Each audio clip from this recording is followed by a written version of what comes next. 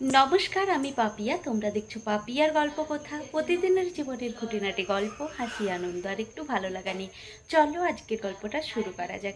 আজকে হচ্ছে শিবরাত্রির আগের দিন, আর এখন হয়ে গেছে সন্ধ্যা। আর আজকের ভিডিওটা ভেবেছিলাম বিকেল থেকে শুরু করব, কিন্তু সত্যি কথা বলতে না, আমি ভীষণভাবে ঘুমিয়ে পড়েছিলাম। আমি একটু আগেই ঘুম থেকে উঠেছি, তো এখন 7টা বেজে গেছে। তো এখন থেকেই শুরু করছি। চলো, আজকে আমাদের এখানে মেলা আছে। শিবরাত্রির আগের দিন, মানে আজ থেকে শুরু হবে আর শিবরাত্রির দিন তো চলবে। মানে আজ আর কাল দুদিন মেলা আছে। আর আমি মাসিদেরকে আসতে বলেছিলাম, মেলা যেহেতু আছে তো তারাও আসছে। আমি ভাবছি চলো তাহলে তাদের জন্য কিছু জলখাবার বানিয়ে নিই।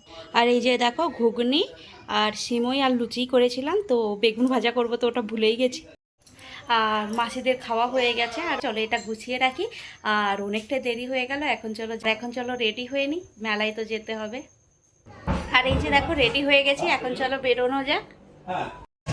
আর এই যে দেখো, মেলায় চলে এসেছি। আর ভিড়টা দেখো,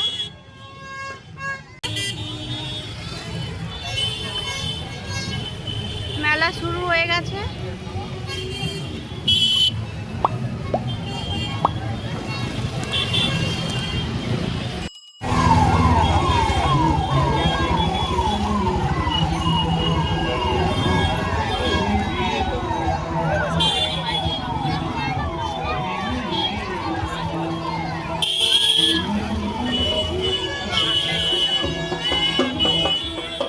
এই দাঁড়াও না, জুতো আছে।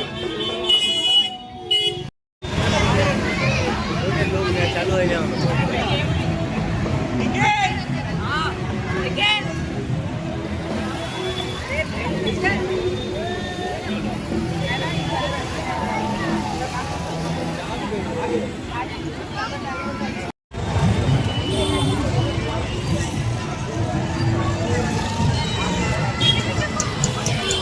পাপোশগুলো পছন্দ হয়েছে, পাপোশগুলো নিলাম।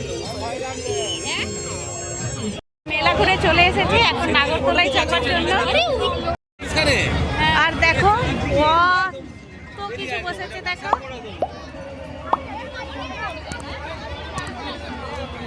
আর আমরা চাপবো ওই নাগরদোলাটায়।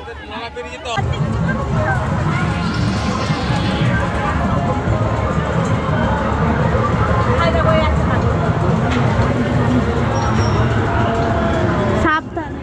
মন্দির কোথায়? ওই তো মন্দির। আচ্ছা আচ্ছা, এটাই মন্দির। থেকে ফাইনালি বাড়িতে চলে এসেছি। দেখো, 1:30 বাড়িতে এসেছি একটাই, কিন্তু খাওয়া দাওয়া করতে আরও আধ ঘন্টা লেগেই গেছে। চলো এখন ঘুমিয়ে পড়ি। মেলাতে প্রচুর ঘুরেছি আর প্রচুর কিনেছি, সেগুলো আমি তোমাদেরকে অন্য একটা ভিডিওতে দেবো। এখন তো 1:30 বেজে গেছে। আর চলো আজকের গল্পটা তাহলে এখানেই শেষ করছি। আজকের গল্পটা তোমাদের কেমন লাগলো অবশ্যই কমেন্ট করে জানিও।